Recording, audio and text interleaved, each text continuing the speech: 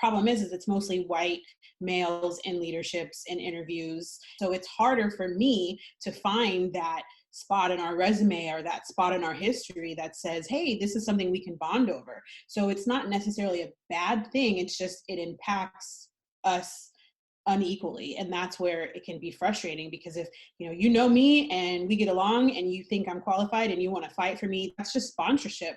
But you can't get sponsorship if you don't know the people in power and can convince them that you're one of them. I think that's the biggest issue.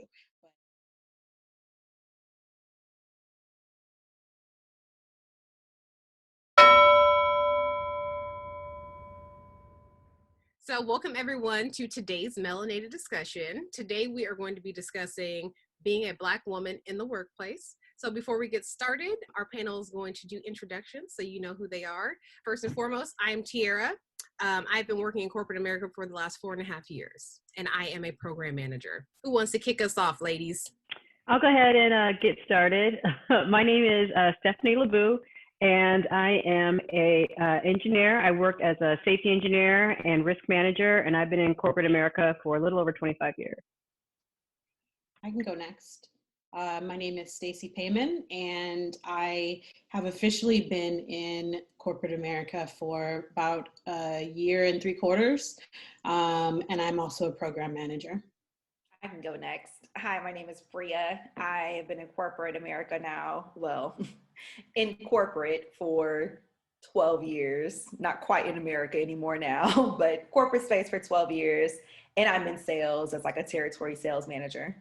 Hi, I'm Siham, and I've been in corporate America, I guess, for about 7 or 8 years, and I'm a software quality engineer.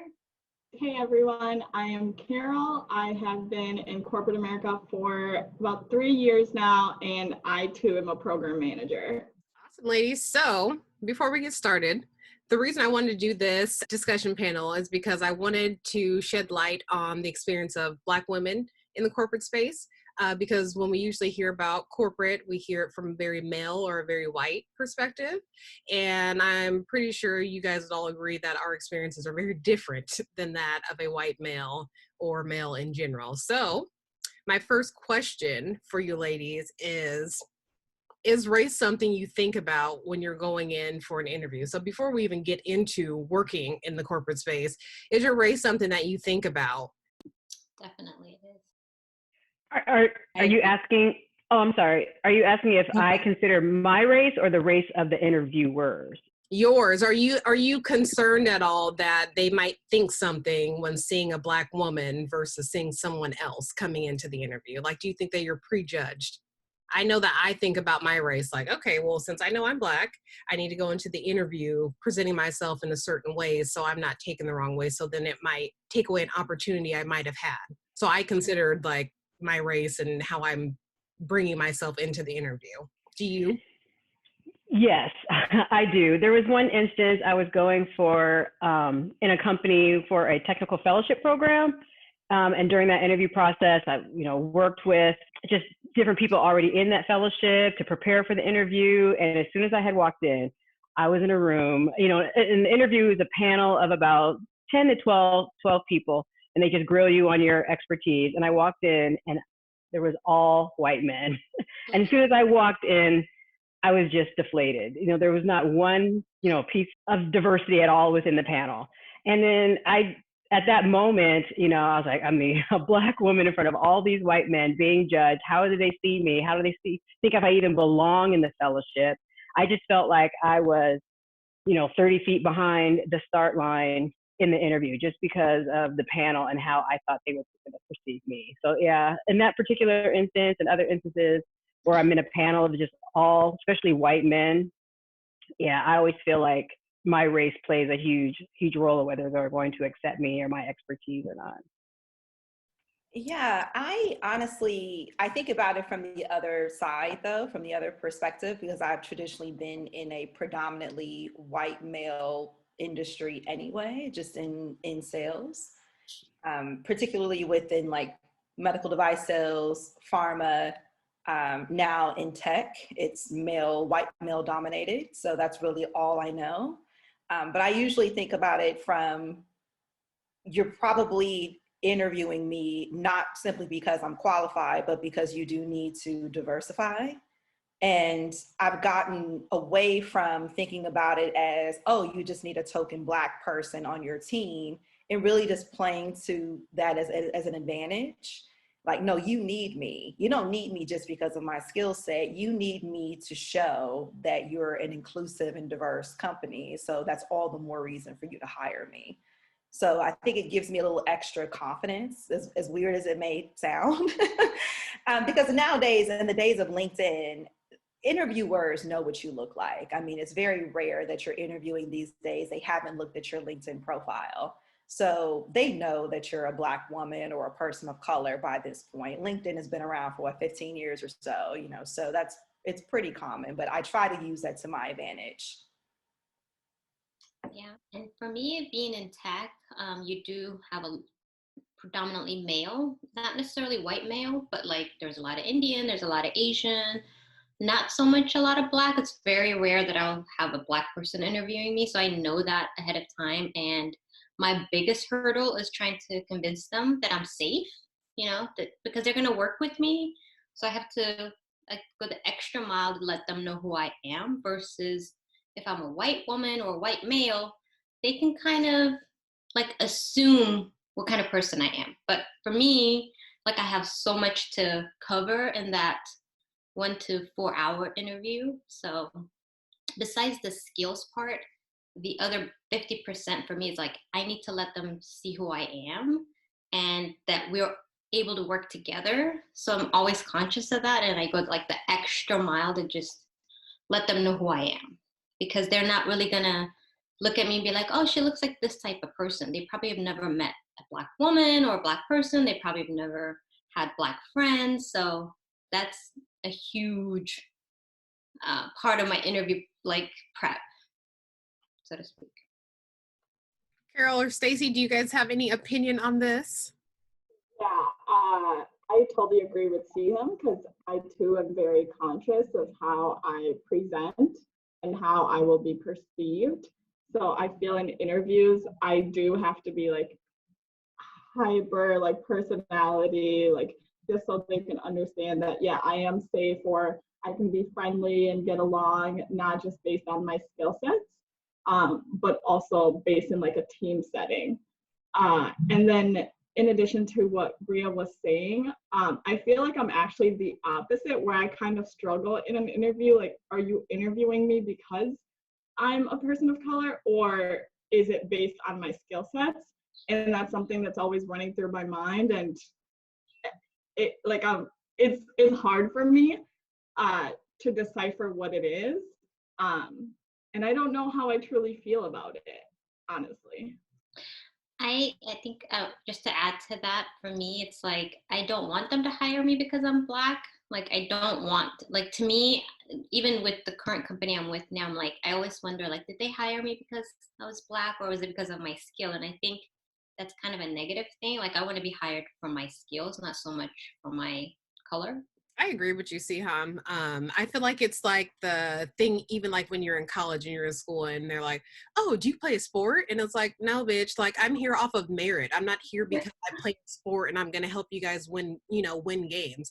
Like almost like it's a pat on the back to the white people for hiring that one Black person that's on the team. It's like, no, I don't want to be hired because I'm the Black person and you need diversity. I want to be on this team because you guys looked at my skill set and you knew that I was going to bring impact. I was going to be some way impactful and bring value to this team. So I feel the same way. What about you, Stacie? Yeah, I would just echo everything that you said. I mean, honestly, Brea, with the whole you need me because you need diversity, I'd never really thought of it that way. I think that's actually an awesome way to think about it. And maybe in my next interview, I'll try to flip it around that way. But no, for me, it's kind of the same thing. It's like, I need to prove to you that despite what you may be thinking about me as a Black woman, I'm qualified, I can be here, I can contribute, I can carry my weight. And it's like, in that short amount of time, you've got to show them that you're the right choice, so that they don't just see this in front of them and think, oh, well, maybe we should go with, someone else that we can assume will act a certain way. And so I feel like you're almost trying to out interview their stereotypes in that time frame and prove their thoughts wrong so that they are like, okay, you know what, so actually maybe she will be a good hire because she's not what we're thinking a Black woman would be. And I don't think we should have to do that, but I feel like we do, unfortunately. Yeah. And I think that's what's so difficult is in like a 1-2 hour interview, you're balancing so much, right? It's like you have to showcase your skill sets, what you can bring onto the team. You also have to bring your personality, and you have to do all of that in that short amount of time where your other counterparts probably don't. Like they can just like go through their resume and be like, okay, these are my skills. But you have to go above and beyond in that short time frame. Definitely. Go ahead. I'm sorry. I just wanted to add one more point before you move on is, I guess, because for me, I think about it, like it's no different than affirmative action. Yeah. Like I knew when I got into University of Chicago, yes, I was like a Gates Millennium Scholar, which meant that automatically I was a minority, a low income minority. But University of Chicago is an extremely selective school, and they made no apologies about implementing affirmative action. So I know that's a big reason why I got into that school. And so to me, it's like especially in today's time where all of these companies are they are chomping at the bit to get specifically Black talent in the door. I feel like it's no different than the years and years and years of affirmative action that we probably have all benefited from getting into school. Yeah. I think they do have to hire more Black people, but it depends on the company, right? I've worked for companies where there are a lot of Black people. You're like, oh, okay, so there's a good chunk of Asian, Indian, Black, white. And then there was one company where I walked in and I was like, oh my gosh, like there was like very little Black people. So to me, it's like that's the culture they wanted. You know, they hired people that were safe, a lot of Asian, a lot of white, very little Black. And so it depends on the company and the culture they want. There are companies out there that aren't concerned about diversity, whether it's age or color. So yeah, I think it all depends on the company as well. Okay, ladies, so rolling back a little bit to like interview stage, what are some things that you guys prep for? What are some things that you're more conscious of? So like for me, I'm not going to wear my hair in certain types of braids or faux locks or, you know, certain things like this. My hair will probably be pulled back how it is right now. Very straightforward, almost like military style. Like I know this looks okay to certain people, to most people. This looks safe in Siham's words. So this is how I'm going to dress. What about like makeup or the type of clothes you guys wear? Are you guys aware of those type of things? Or are you just like, business casual, I'm good, whatever? Oh no, I am very aware of all of that, especially hair. It was actually until this past year where I went on this journey where I promised myself like I'm only going to wear braids or faux locks. Prior to that, if I ever went into an interview, I'm going to have a weave of some sort, probably straight, might have like a little like ocean Brazilian waves maybe, but I was very conscious of my hairstyle because again, I want to like present like I'm safe and it's okay. And other things like as I'm preparing for an interview, I want to make sure like my resume is on point. I have all my data and analytics, so if they're going to ask, like I'm ready to provide like and showcase my skills to an extreme level, going above and beyond, and make sure like I'm also conscious of questions that they might ask and having answers for those before I even get there, just so there isn't any excuse that they can give me. So I feel like I over prepare. Yeah, for me, definitely. I don't think I've ever done an interview in braids, and I do love getting braids. But yeah, it's always the straight. So yeah, I don't think I would dare go to interview with braids. I agree. I think for me, it was before I started wearing my hair natural in the last maybe 5 years or so, it was always either weaves, braids, if I was in the job, not for an interview, but braids in the job, or pulled back and something that you couldn't tell that it was actually like natural, but it was mostly relaxers and weaves because unfortunately there's that like connotation with wearing our hair the way that it grows out of our head, which is so mind-boggling. But for years I thought that was the way it should be, and I thought I thought it was right for me to wear my hair, not just even like to appease them. I thought this is the professional way, as you know, straight hair. And I remember when I made the transition at my last job, and I know we're talking about interviews, but even making the transition, there was like slight comments of, oh, I liked your hair better when it was straight and things like that. So I know that there's still that connotation, regardless, that you've got to have your hair looking a certain way for them to even consider you. I think it goes back to being safe and letting them kind of see who you are or the person you're trying to portray. And with braids, it might just kind of mess all of that up. So you still want to go for that, hey, I'm safe and familiar look.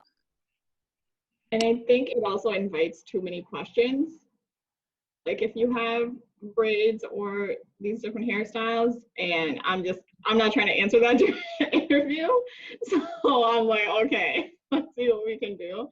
But I do, like, after I do get the job, I do revert and like do my natural hair, or I do braids. But when it comes to like the interview part where they don't know me, and that's like their first look on me, I play it safe as well. Not anymore though, but prior to a year ago. Right.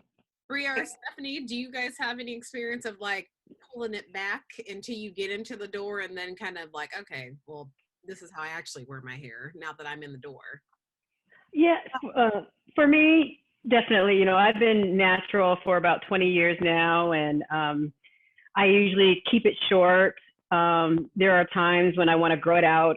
I have a larger afro, but you know, anytime I'm, you know, looking for another job or, you know, plan on interviewing, you know, I cut it down to this small, conservative, fade, presentable, not too black power, you know, and just like everyone is saying, keep that safe persona or present myself in that way where they're not intimidated or feel uneasy around me at all. I can't relate because I'm pretty plain Jane. I always have been. Like I've always worn my hair as you see, like natural. I mean, I've cut it, grown it out, cut it, colored it, but I've never even had a relaxer. I've never done braids. Like I'm very, very plain Jane. I don't get into makeup and all of that. So I've never really thought about the aesthetic. Obviously, nowadays, especially if you're in tech, I mean, you can interview business casual and be perfectly fine. But in the earlier stages of my career in sales, of course, it was suited and booted. So it was a suit, it was heels, you know, so they're being very conscientious of the fit, the cut, you know, all of that, definitely. But aside from the aesthetic, what I'm more so focused on is kind of commanding the conversation because, you know, as salespeople, we like to talk. And so if you have a hiring manager you're interviewing with, a lot of times what I found is that he or she will try to over talk you and try to dominate the conversation, even though it's an interview. So I've had to get really good at making sure it's a two-way street, because what'll happen is you'll get so little about yourself and you haven't really sold yourself. And then it'll get down to like the last 5 minutes and you have all these questions you want to ask the hiring manager and you run out of time. And that's because they've dominated the conversation. So I just kind of give myself a lot of prep talk around like how to make sure it's balanced through and through.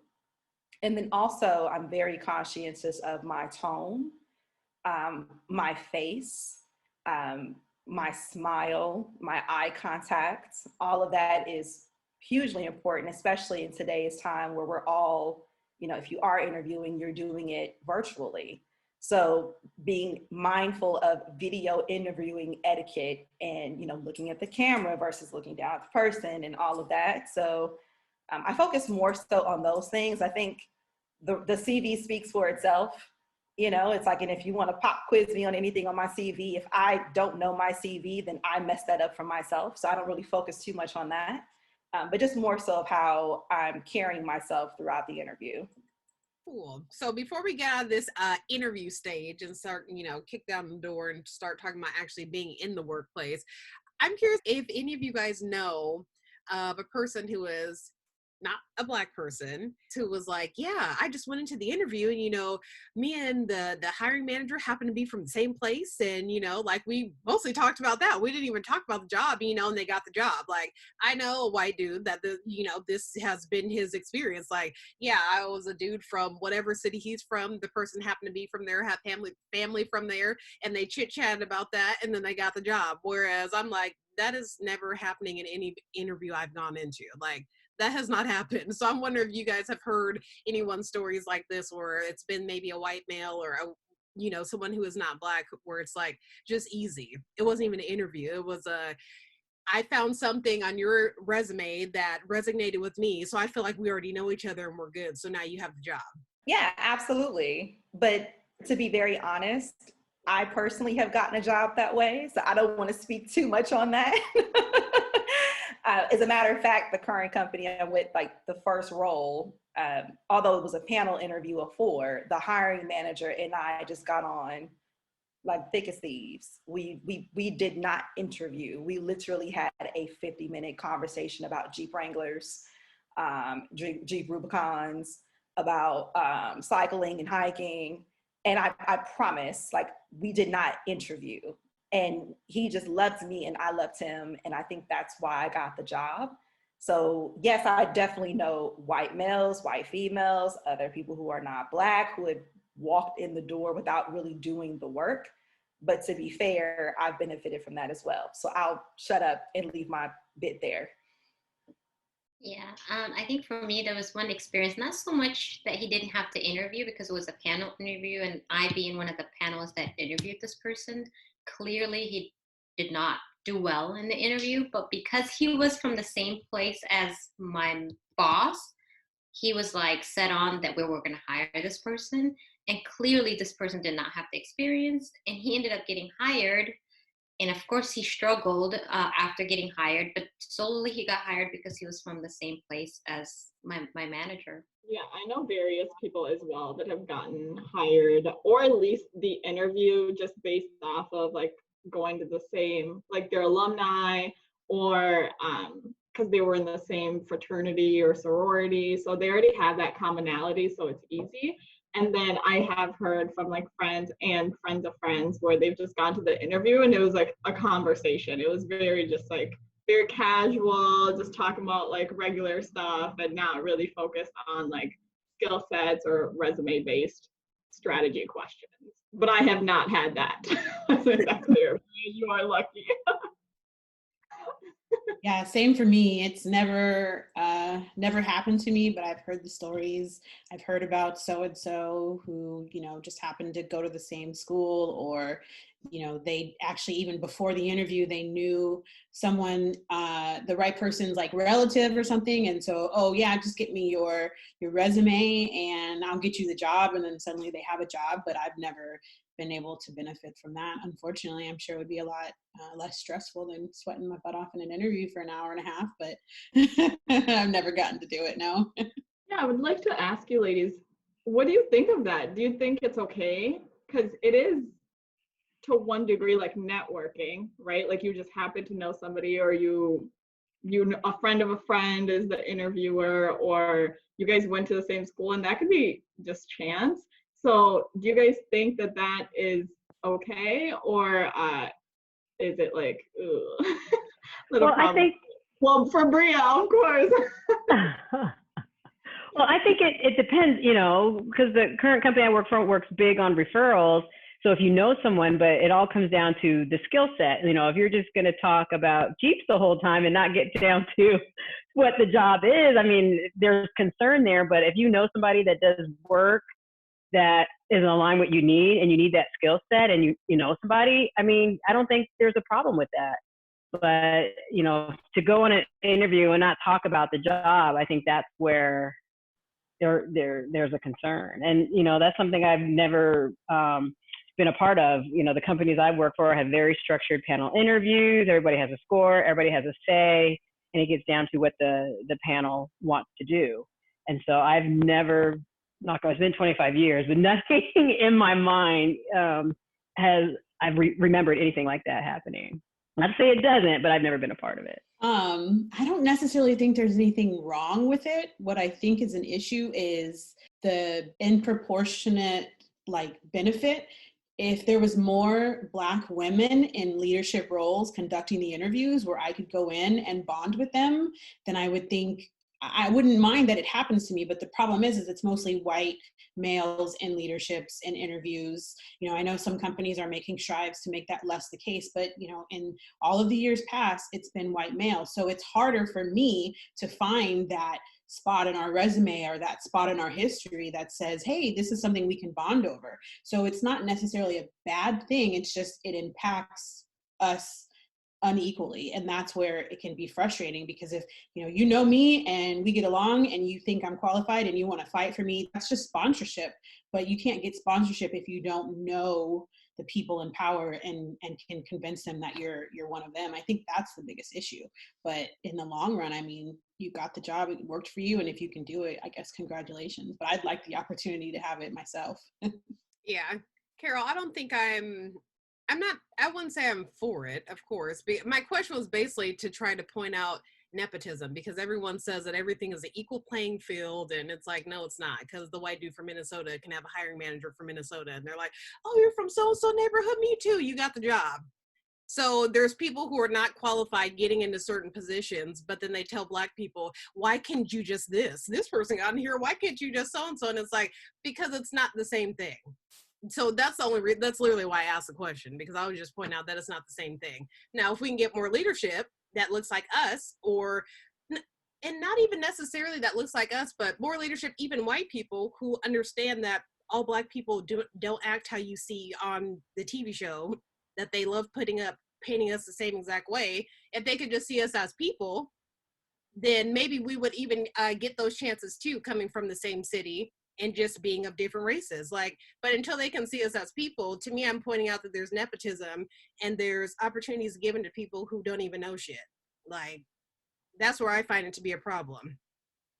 I know we need to move on, but just playing devil's advocate here, because I've definitely, have worked with companies that have had, women of color, Black women in leadership, and they have hired other Black women, other women of color, for the sheer fact that they wanted to open the door. And those were some of the most unqualified people. Right.